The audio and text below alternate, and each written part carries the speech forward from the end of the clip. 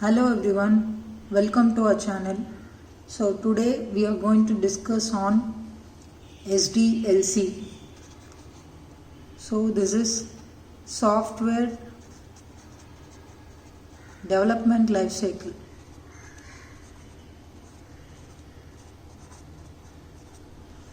So from the name it is clear, right? It's just going to depict the overall life cycle of how the software is going to get developed and implemented. Okay, so why this SDLC life cycle exists is it will be helping us with a kind of systematic approach while we are going to build any software, so that we meet up the requirements in terms of quality and also the expectations of the functionality, how they are supposed to work.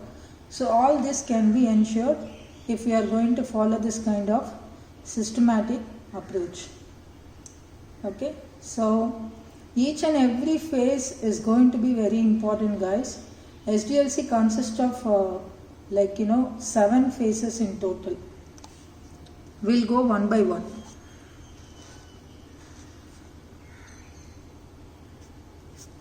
First one is going to be requirement analysis.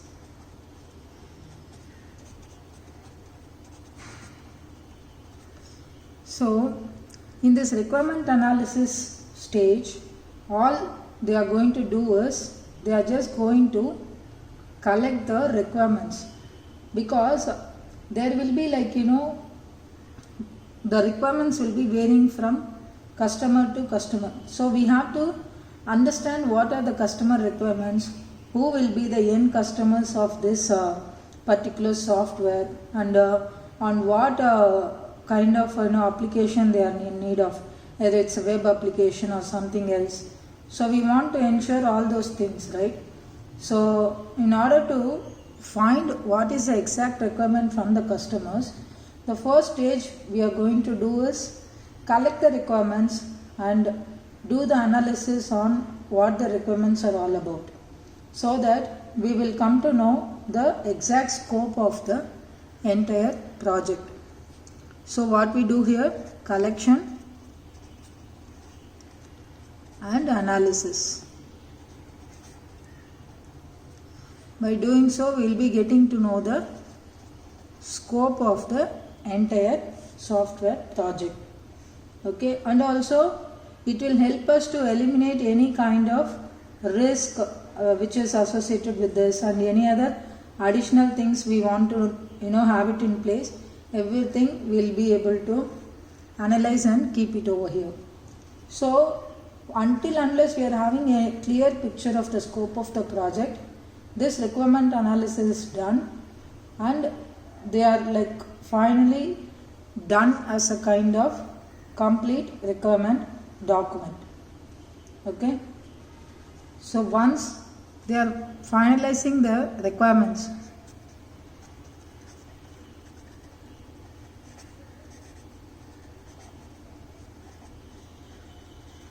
they want to put up into a proper document from where even the customers can refer, and also the working group, which is the development team, testing team, business analyst, so other stakeholders, everyone can easily refer. They want to maintain a document. So once we collect and finalize these requirements, we'll do a feasibility study.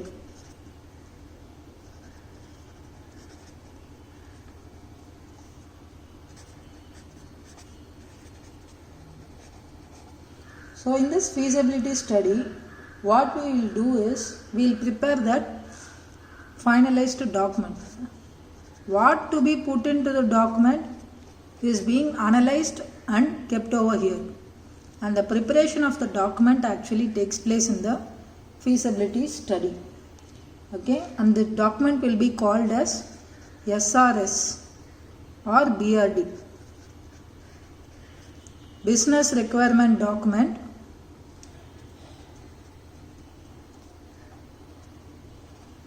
So this is the most popular term. They use it in today industry.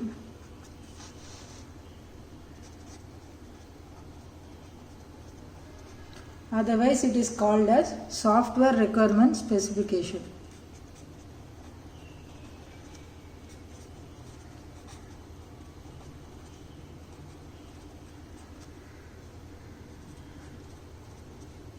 Okay, so we can call the document in two names. One is BRD, business requirement document, another name is software requirement specification. So as BRD is like commonly everyone use it in today's software world. Okay, in this feasibility check, what and all they are doing. So they will basically check for economic. So whenever a project is going to be discussed, always there will be a budget defined, right? So we need to ensure whether that estimated budget will be able to complete the project. And if it's handling all the related legal compliance rules that is set along where it is going to be developed and where it is going to be used. So it is going to abide by all the legal rules and it is compliant across the place where they are going to be used and developed or maintained. That also we need to ensure. And the next point is operation feasibility. So can we create operations where and all the client is expecting this application to run? Sometimes the application developed in China, it cannot be allowed to run in US. So those kind of border rules also, like exporting and using, right? Exporting the software using. So those kind of rules also checked over here. And any other additional technical software or something else needs to be supported, those kind of feasibility study will be done. And the final thing is very important, the time frame. The scheduled time frame, whatever the customer and other stakeholders are coming up and arriving at the final discussion, will they be able to deliver on time? Will this project or application get delivered within that specified timeline? These all things will be done as part of feasibility study, and all the details, whatever is finally accepted by the customer and other stakeholders, will be captured as part of this BRD or SRS document. So this will basically act as kind of basic document using with people have to refer and work accordingly. Okay, so this is very important stage here, because how much we are doing the feasibility study and how clear are these things are made, later in the other phases, the risk or any other issues coming up, that can be easily mitigated or made to put down. Okay, and the next stage is design.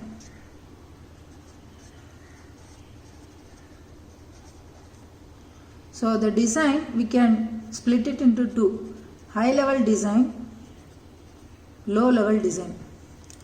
So what is this design? Always if you want to do something, you want to have the basic architecture and other plans, right? In which order you want to design, or in which order you want to proceed with, or what things needs to be placed where, or what and all to be interfaced, what and all to be linked, what and all should be not linked.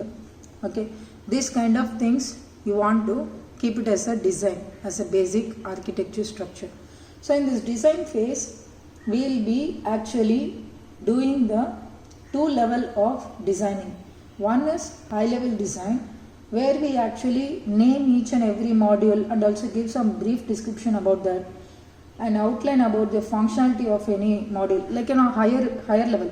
As the name says, right, high level design. This is all going to be high level. What is the name of the module?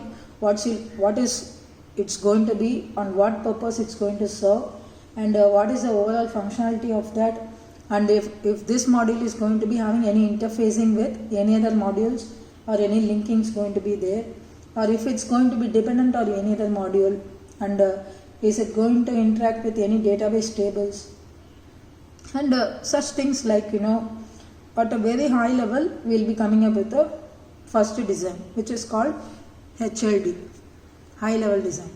And the next one is to understand the deep functional logic of the modules.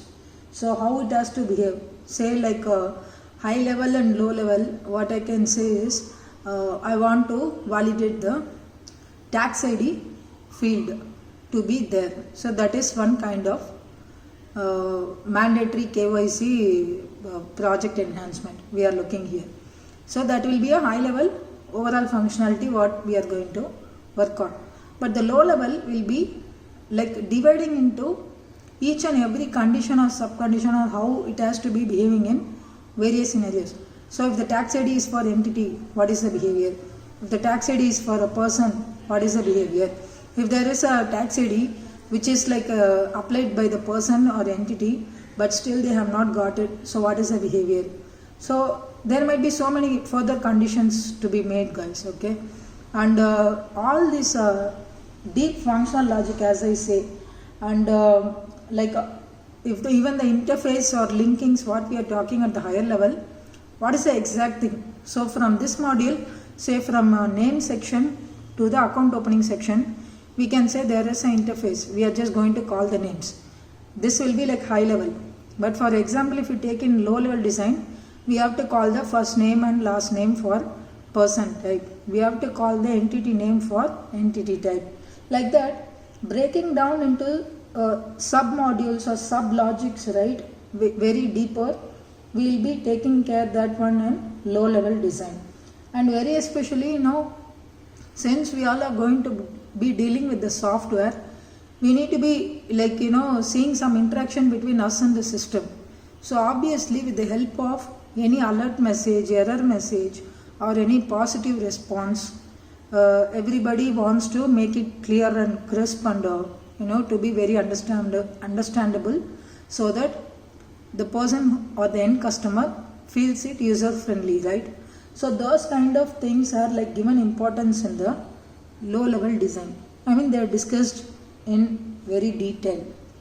Okay, basically we can say complete end-to-end input and outputs, whatever is going to be applied across each and every module, within the module as well as outside the module, and also between the modules when there are interfacing or linkings or dependencies are there.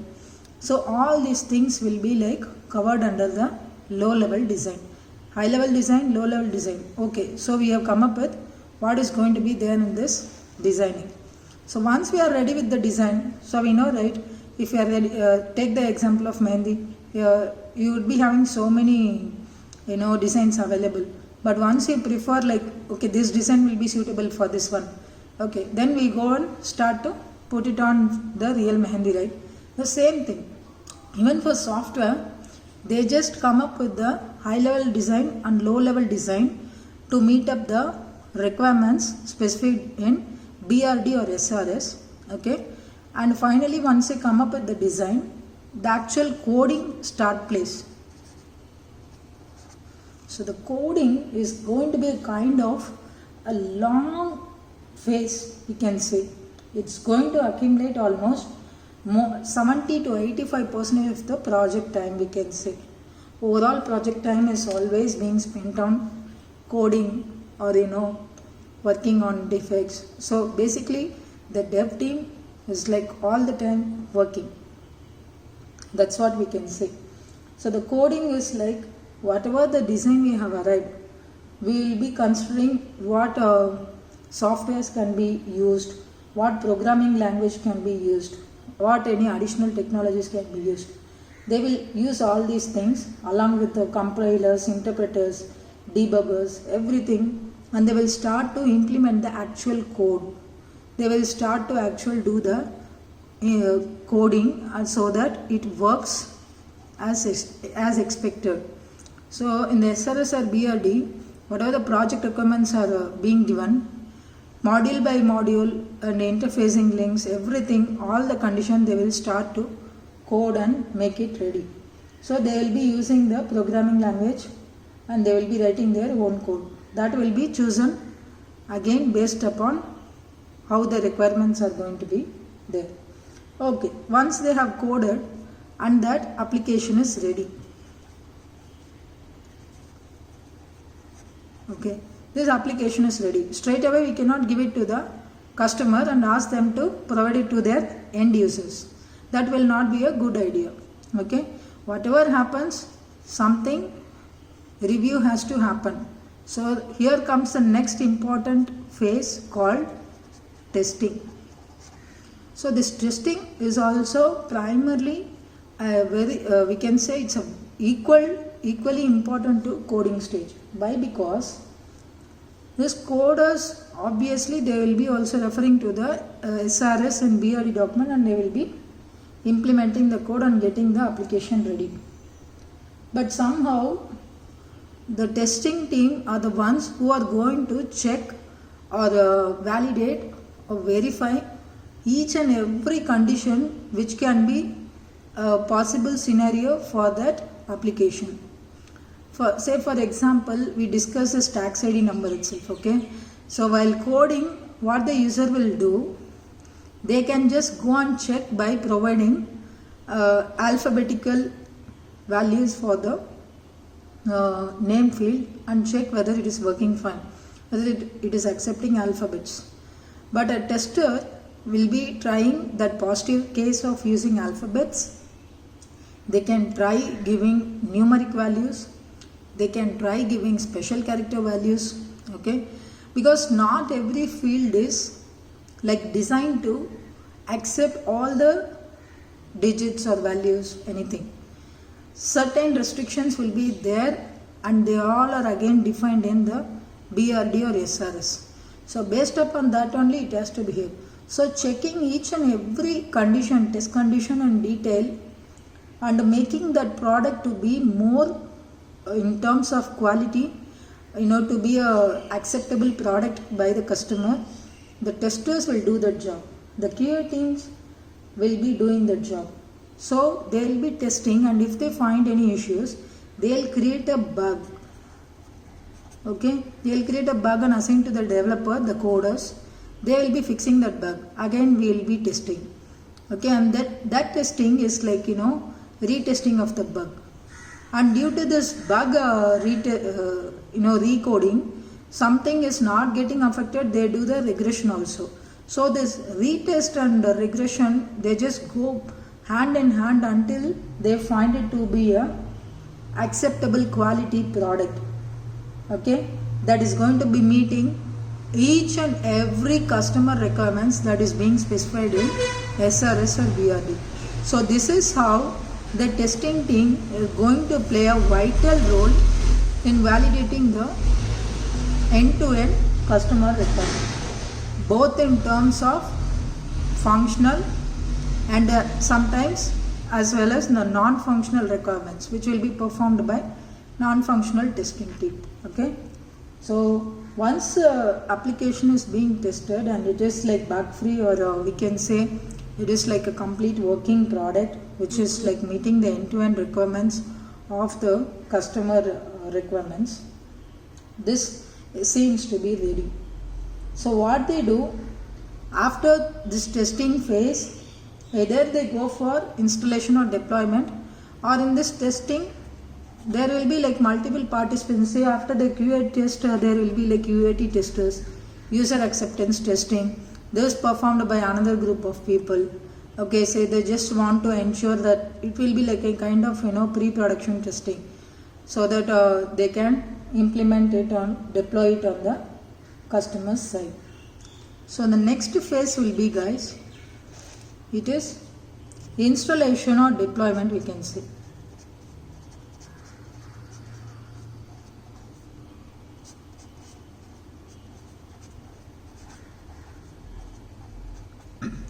So the name itself telling, right, once the software testing phase is over and we see that it is a kind of quality application, final deployment process starts here. Okay, once all the testing sign-offs are provided and the release sign-offs are provided by the corresponding testing members and the dev members and other project stakeholders, and it is ready for installation or deployment, this installation happens and finally it will be on a go live mode. Go live in the sense it is given to the end customers for real world use. Okay, so once it has gone, okay, then the end customers start to use, okay, the project got over, and all the works got over. No, it's not like that. So this last stage is going to be maintenance. If you see here, anything is being given to the real world. There will be real world scenarios which will be very weird or something. The people wouldn't have thought, okay, this could be kind of situation where we'll end up in some problem. So sometimes those kind of errors will come up because real world scenarios are like sometimes very different from the ones we have worked with the customer requirements. So those kind of issues, if they come, and if the customer also feels, okay, this needs to be rectified, I don't want to lose my customer, or I don't want to keep my user unhappy, like he is not able to achieve this, I want to get this fixed. So if they find it to be a valid thing to be fixed, then the maintenance people will do that bug fixing, okay, so that the real world parties are happy to utilize the same and enjoy that scenario which they wanted to work on. And sometimes as we told, we are going to use a software, programming language or other things or any other platforms, okay. Say for example, this application was originally developed for only Android users. Now they want to give it for for also Apple users. So they just want to extend that usage. So like either like upgrading or enhancing, whatever we can say. So additional things, whatever we want to do it for this existing application or the completed project, those things will be made as part of this maintenance phase. So we can say upgrade or any enhancement. So if you see here, these are the phases which we are having in overall SDLC, software development life cycle. Starting from the requirement analysis, okay. Starting from the requirement analysis, we do the feasibility study and then go with the high level, low level design, and then code it, test it, install, deployment. Finally, we do a complete maintenance. Okay, maintenance will be sometimes for few applications, it will be of lifetime. Sometimes it will be like kind of agreed a period of certain years of maintenance. Okay, so hope you all got some idea of what is software development life cycle. If you find this interesting, kindly share it with your friends. Please do keep supporting us. Thanks for watching. Also don't forget to subscribe to our channel. Hope to see you all soon on our next video. Until then, it's your VK signing off, guys. Bye bye. Take care.